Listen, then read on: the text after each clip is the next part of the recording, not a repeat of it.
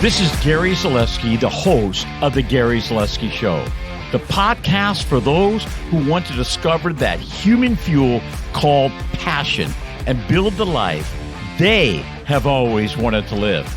I've been a professional speaker, author, and licensed minister for over 30 years, helping people professionally and personally who are tired of being stuck in the pursuit for something more. My wife calls me the human defibrillator because I jumpstart tired hearts and those minds that have checked out. I want you to become emotionally and financially profitable without sacrificing your faith or family. This show, it's all about the people I've connected with all over the world. People who have changed my life with their resiliency to never, ever quit. Shared moments that became lessons learned and laughter that took my breath away. Join me now in discovering the life you have always wanted to live. Hey, welcome to the Gary Zaleski podcast. Okay, how many of you have ever had a relationship? Do you know anything about relationships? Man, I've been married for 33 years, and there's one thing I am an expert at, not knowing about relationships. And today, we are going to learn about relationships in a way you never could begin to imagine. This is my buddy from 25 years. I can't believe I've known this guy. I'm so excited. Dan Houk is with me today. I'm going to jump right into this guy's bio. You got to stay and listen to this. It starts off like this. Ready? My painful divorce and subsequent healing led to, ready, a new ministry, a new marriage to my wife, Teresa, and a new book. Listen to the title of this book, Intentional Relationships for Singles. Hello? Then he goes on and it says, I served as a singles adult pastor in one of the largest single ministries in the United States. I also led a marriage and family ministry specializing in parents of teenagers. Man, I want to just stop there and go, really? You're going to talk to parents of teenagers and blended families. We're all going to listen today. Marriage on the brink of divorce, recovery, and thriving. Listen to this. He also talks about single moms or dads who are happy in a blended family. This is the boots on the ground stuff. Never married singles find true love and marriage even later in life. Raise your hand if you're one of those people. I'm not, but you probably raise your hands. Okay, then he says, singles find peace and contentment in their singleness. Wow. And then the last, happier, more confident people in all their relationships. Dan Houk, I'm blown away. We got a lot to cover today. Welcome to the Gary Zaleski Show, my brother. Well, thank you so much, Gary. It is going to be a blast to be with you today. You are bringing the energy, that's for sure, as you always do. Well, Dan, you and I go back like 25 years, and I'm not even sure. I tell all my friends, and everybody that listens to my podcast knows I don't remember yesterday, but my friends do. And they always have some moments that I forget. Do you remember how we met? Yes. Actually, you had a business, and my kids started their own graphic design, web design business. And you weren't too cheap to hire a professional outfit. So you hired my children. They were in their teens, but they're very talented. They still work in that field to this day. Yeah. And by the way, welcome, because their talent was because of me. Anyway, no, that's right. We had that little office space in, I think, Citrus Heights, California or something. And there we were. And you guys were working in one office. I'm working in another. Man, that is some stories. And here all these years. In fact, didn't you and I at one time, I don't know if I dreamt this or it really happened. Didn't you and I at one time actually start planting a church together? We did a couple of things together. So let me refresh your memory. We actually were joking around. We literally drove up to the El Dorado Hills area, Northern California, beautiful area. And we thought we're going to start a church here.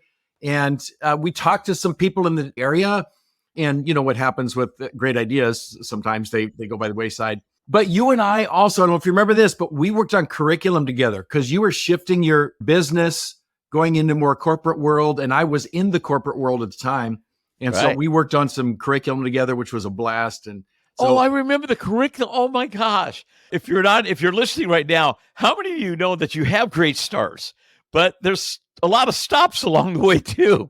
You get these dreams and you go, I'm going to do this and I'm going to do that. And it's like the person who says, I'm going to be a winner on American Idol until they sing. yes, Simon Cowell gets a hold of them.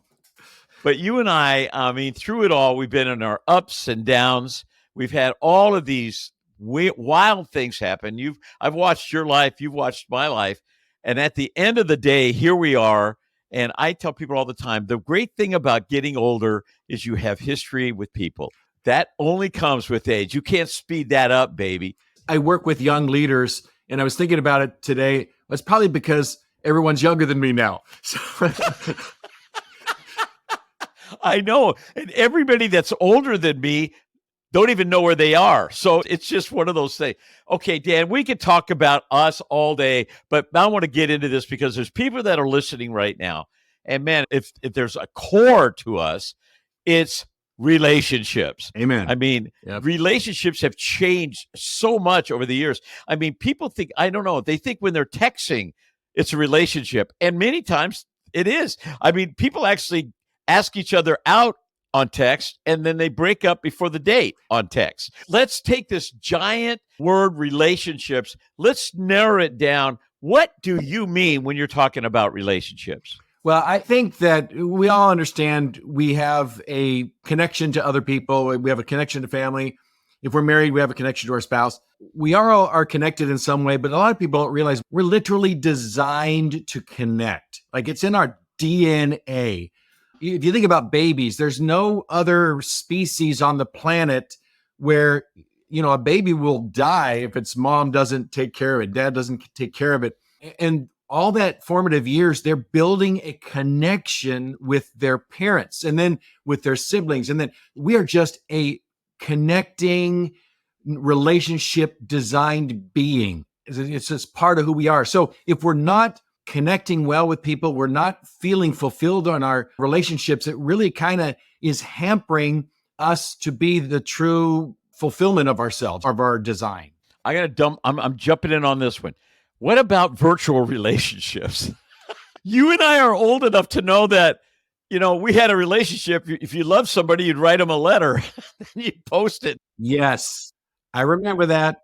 I remember actually there was a thing in your house called a phone on the wall that would ring and you would have no clue who it is. You would just take a lucky, pick it up and, oh, it's grandma, let's all talk. 50-foot cord that gets tangled up and all that stuff. Yeah. I think people think if they have 1,000 Facebook friends, they have 1,000 friends. That's not true.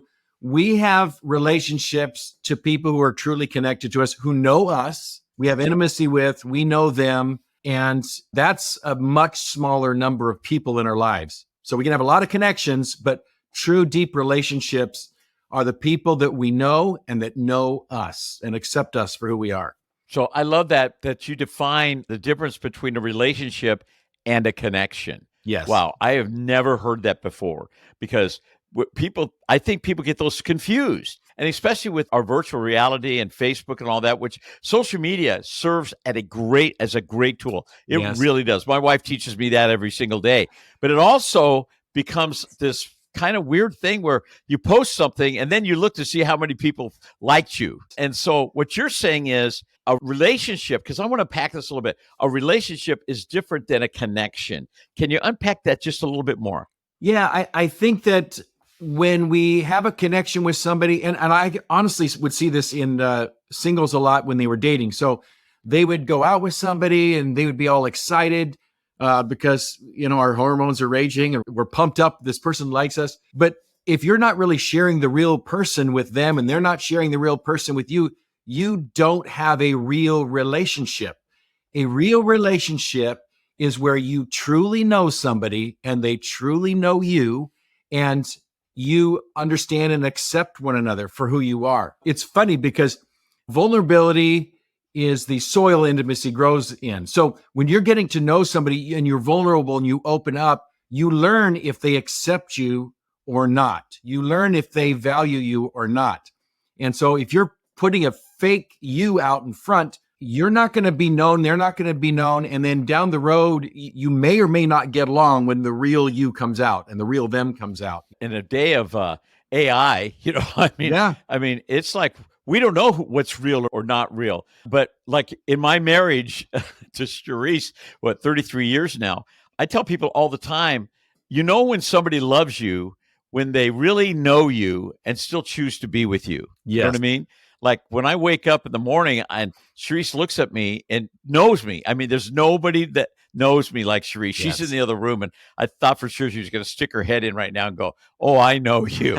But I mean, there's nobody. My audiences know about me, but they don't know me. And Right. Charisse knows me, the core of me, and the fact that she knows me at that level and still chooses to love me is an incredible depth of relationship. It is powerful if you think about that, because I think that's what we all fear the most. Like deep down inside, we fear we're not acceptable. We don't measure up. We don't have value. And when somebody can see us and see past our flaws and our weaknesses, and they still love us, it is powerful because we begin to think, wait, I do have value. I am acceptable. And so a relationship where two people are doing that with each other is a very powerful thing. And it doesn't even have to be a marriage. It can be a friendship, right? Right, exactly. Which kind of brings me to your book, because your book is amazing. We're going to be promoting the life out of it here. The title, because titles of books, I think a lot of authors like yourself, you think through the title of the book. Sometimes it doesn't come until the book's done, or that title might change 50 times. But the title of your book, Intentional, I'm reading my cheat sheet, Intentional Relationships. Now, if you just stop there, that would be a good book. Then you say, for singles. So is this book just for singles, or could old married guys like me, could I glean something from it? Or is this specifically, or maybe for people who think they're married but have a possibility of being single? I'll tell you kind of how the book came to be. Initially, where I was leading a ministry, like I said, a singles ministry, we had probably about 1,000 singles a week coming to one of our various venues. Wait, stop. I'm interrupting. How many did you say? 1,000 singles? Yeah, we had about 1,000 a week. I mean, it could be as high as 1,200. It might drop down to 750 in a low season, but we had about, on average, about 1,000. That is like a dysfunctional zoo right there, man. Well, I told you the married groups I work with too, right? So married with teens, married with blended families. So you see the dysfunction everywhere. But I will say that when people are coming into our singles, a lot of times it was because of the loss of a spouse, maybe. There's some pain, there's some hurt, some healing needs to take place. And then also divorce care, people would come in through that avenue. And when you're hurting, they will say hurt people. When you're hurting, you can end up acting it out, or whatever got you into that relationship to begin with, you tend to match up with somebody.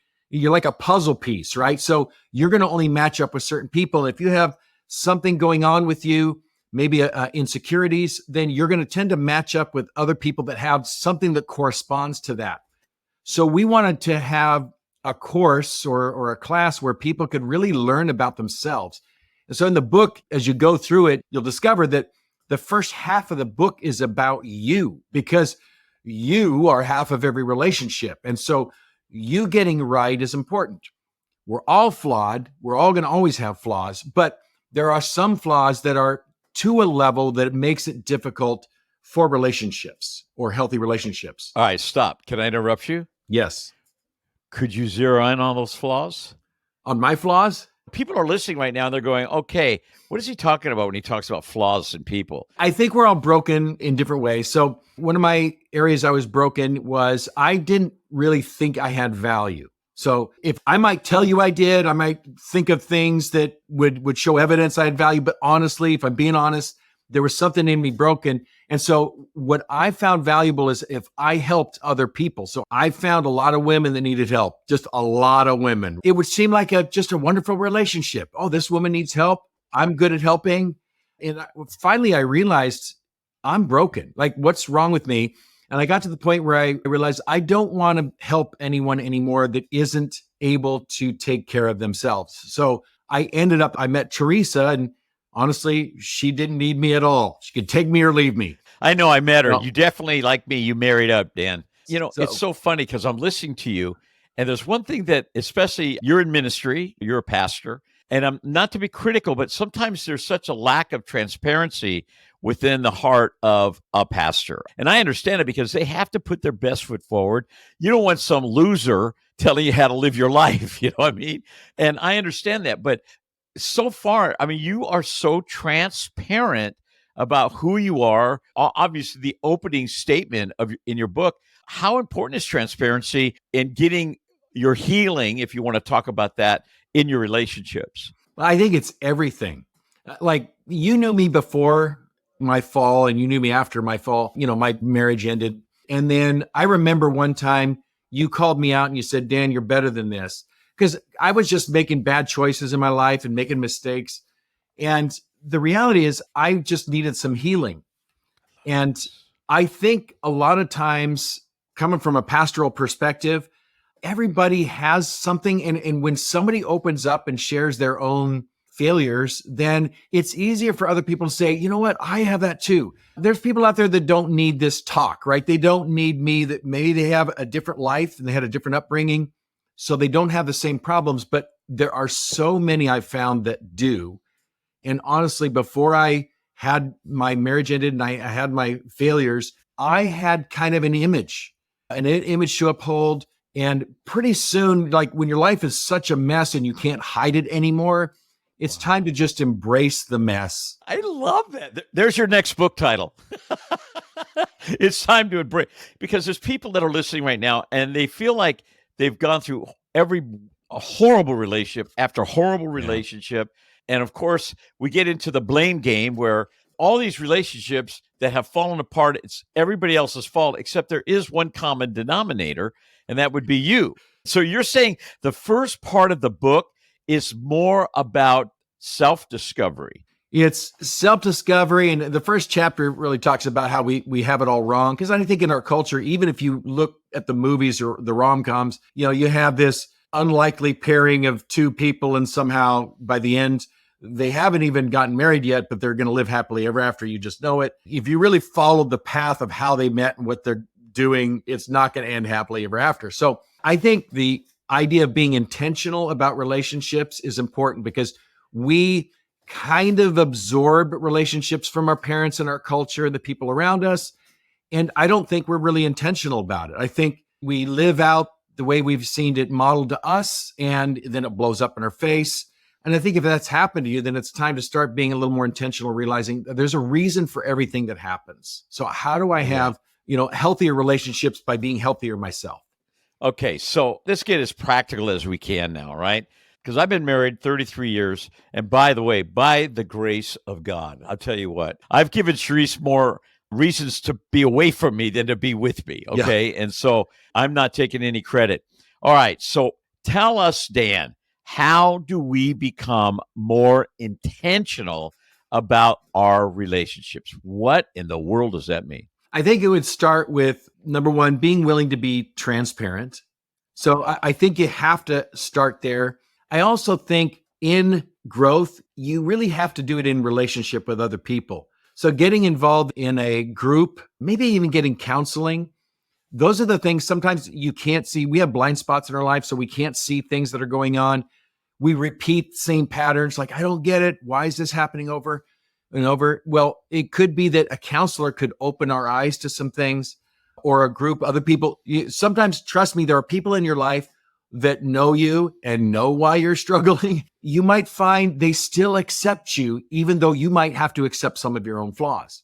Yeah, it's hard. In 2020, I went through during COVID, some incredible depression, personally. Yeah. And I mean, I was so depressed and so much anxiety that I didn't even have the wherewithal to do a text or answer a text or anything. And so when somebody gives me the advice, like, especially like, I need to find a group, I'm like, you know what? And I know there's people listening right now that are going, I don't even have the wherewithal to find a group, or what group, or how do I get a hold of a group, or, I need to find a counselor. How much does that cost? I don't have any money. What kind of counselor am I finding? So in the book, is there some hand-holding tools to help people know how to be more intentional? Yeah, there is. We do talk about personality tests, some online links that you can take some tests to really kind of self-assess who you are. I think some of our problems are we aspire maybe to be better than we are. And really it's more about our personality. Maybe we're not designed to be the gregarious, bubbly person that we want to be. Like me? Yeah, exactly. Not everybody's the Gary Zaleski, even though we want to be. No, because I'm just trying to break this down. I know for me, like when I was going through my depression, and even now, I don't wake every day and go, the hills are alive with the sound of. I don't. I wake up with the voice of dread many times. And when I'm feeling like this downward spiral in relationships, I feel like God is saying to me, you need to reach out to people about the very thing that you feel horrible about. Okay, let me give you 4 steps. Number 1, you have to know yourself. You do at some level, and we all change throughout our lives. You might want to think you're the same person. You're not. You're getting new experiences, new interests. So know yourself. Number 2, I would say, how is it that you have boundaries with other people? Like, how do you take care of your responsibilities versus somebody else's? Boundaries is huge in relationships. So if you don't have good ones in your own life, it's going to negatively impact your relationships. I think the third thing, and it's not thought about as much as it needs to be, and that is how do you handle conflict? Because every relationship has it, and you have to know how to navigate conflict. Now, are those items, do you address those items in your book? It's almost like a 101 for relationships. You can delve deeper into them, but it's a really crash course in everything you would need to know about relationships. Now, it's pretty exhaustive, and I would say you don't have to be an expert on everything, but there's something in there where if you're reading it, you go, that's me. I need that. And it's so funny because there's people listening, and I'm like my listeners, okay? Yes. There's people listening go, yeah, I really need that. That is, Dad, you are just so awesome, man. You dropped the bomb, man. I totally relate to what you're saying. And man, good luck with your book. You know what I mean? It's like people blame systems for not working, but they're not working the systems. This book and this podcast is only, we're here to get you moving forward, not because we can do the blame game. I mean, we all do it. We're having horrible relationships. It's the other person, or it's my mom and dad. Yeah. And mom and dad have been dead for 20 years. My mom and dad did it. Well, what are you going to go dig them up and then have them apologize? I mean, yeah, there's some place, because like you said, we're all flawed. The Bible says that we've all fallen short. Yes. We're all dysfunctional. We're all the barroom scene at Star Wars. All of us are there. Yeah. That's where we start. But if you're listening right now, you're saying, what do I have to do? We're telling you what you need to do. Get the book. You say, well, I would, but when I read books, I fall asleep. And I don't know why do I fall asleep? That's because you're lazy. But that's another session somewhere. You've got to start doing something. And it might start by getting a hold of the book and just starting to use it and devour it. The second thing I think, and I love what Dan talks about, is that you've got to be honest. Be honest with yourself. You are the common denominator, man. I mean, look around. We look around. My wife and I think we fight. No, I'm sorry. We don't fight. We have intellectual stimulating conversation. And there's so many times I'll be there and I'm going at it, and Teresa's talking to me. And then Teresa goes, all I want is the facts.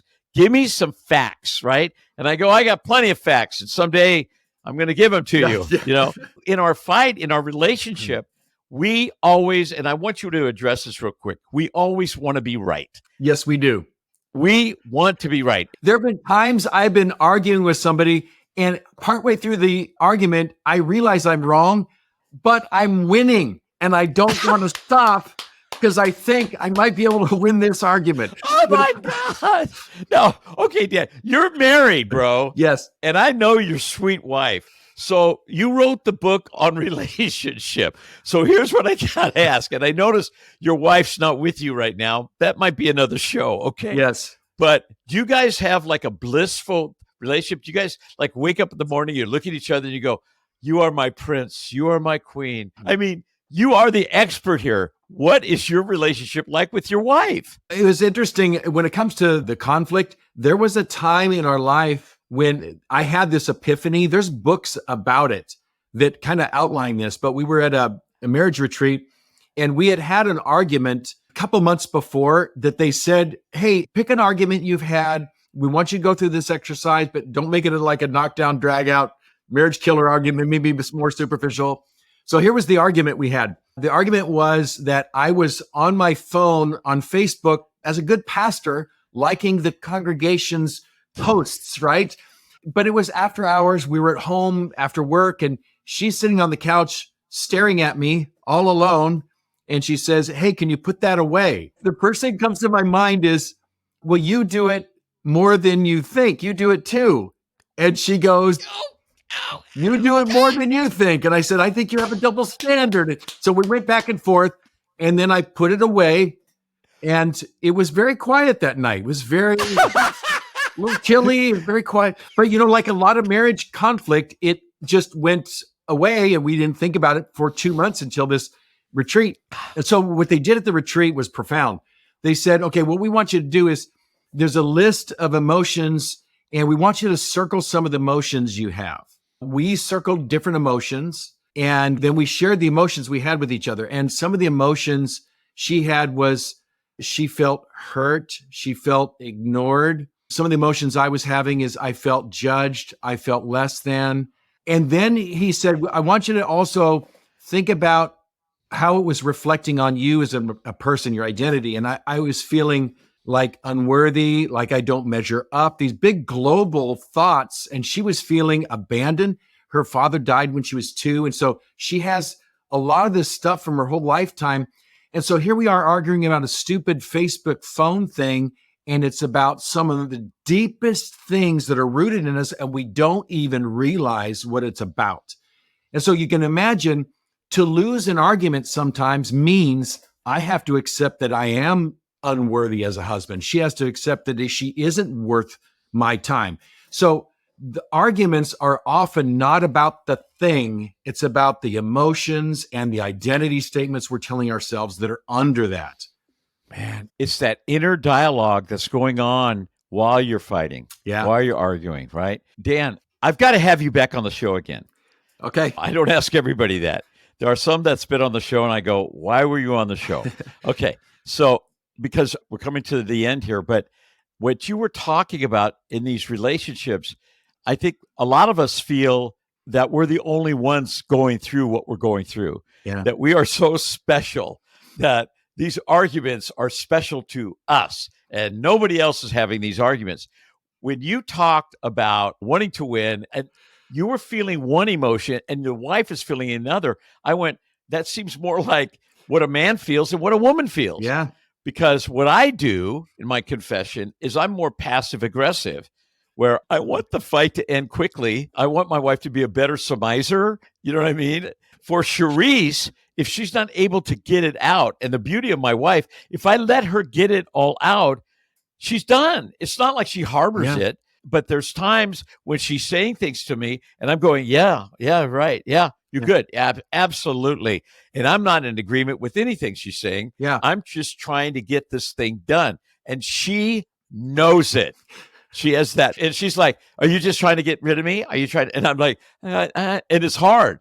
We're going to come back. We're going to do another show specifically on the difference between men and women. And by the way, I actually believe there is a difference now between men and women. Would you be willing to come back on the show and do that with me? That would be a blast. I would love to. I think it'd be, we might even have our wives with us. I'm not sure. I'm going to have to think about that one for a while. Yeah. But yeah, I think there's so much there that people need to hear. And so they know they're not the only ones going through this. I think it'd be a good idea if we didn't have our wives on to talk about men and women. That way we could accurately summarize both things, right? Both genders there.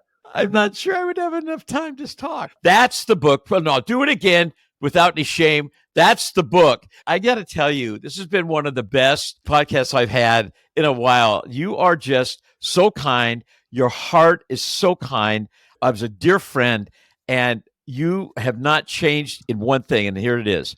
You always leave people better, my friend. I love you. I appreciate you so much and what you're doing. Put you on the spot. Give me one closing statement that you would like to share with our listeners. What's one thought that you would like to leave them with? I think I'd just like to say, I was thinking about that very thing. When we go through difficult times, especially in relationships, it can kind of leave us feeling like we've lost something. I remember that after my marriage, like I just lost something, and I did lose something, obviously. But I think we lose out, or we don't focus on some of the things that we learn. And I wouldn't be the person I was today without some of the major failures that I've gone through. As much as I hated it, I have grown a lot. I think we tend to grow better or bitter. And I think that just being able to be okay being a mess has been one of the most transformational things in my life, because I think it's opened a lot of doors to do ministry, to help other people, just to be there for them and,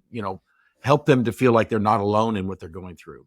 I am going to type out today in big letters, it's okay being a mess. Yes. And I'm going to put that right up on my wall. There you go. I'm going to do that. And I'm going to be accountable. I'm going to take a picture of it and I'm going to send it to you. I love it. It's okay being a mess, because it is. We always think we have to be so perfect. Dan, I love you so much. Thanks for being on the show. You've been more than gracious, and good luck with your book. And it's time to say goodbye. Thank you, Gary. Thanks for taking the time to listen to my podcast. If you have any questions about today's show, or would like more information on how you can bring me to your next event, please reach out and I will be sure to get back to you ASAP.